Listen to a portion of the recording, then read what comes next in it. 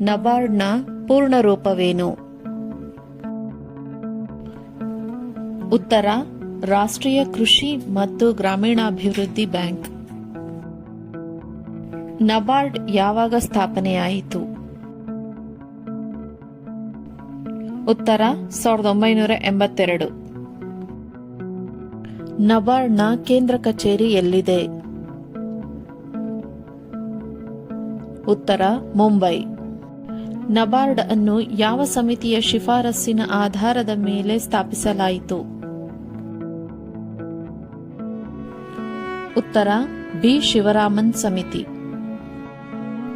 ನಬಾರ್ಡ್ನ ಮುಖ್ಯ ಕಾರ್ಯವೇನು?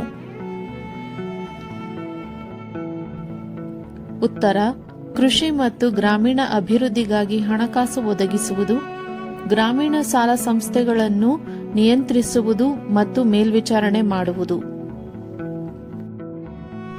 ನಬಾರ್ಡ್ಗೆ ಹಣಕಾಸು ಒದಗಿಸುವ ಪ್ರಾಥಮಿಕ ಮೂಲಗಳು ಯಾವುವು? ಉತ್ತರ: ಭಾರತ ಸರ್ಕಾರ, ವಿಶ್ವ ಬ್ಯಾಂಕ್ ಮತ್ತು ಇತರ ರಾಷ್ಟ್ರೀಯ ಸಂಸ್ಥೆಗಳು. ನಬಾರ್ಡ್ ಯಾವ ರೀತಿಯ ಸಾಲವನ್ನು ಒದಗಿಸುತ್ತದೆ?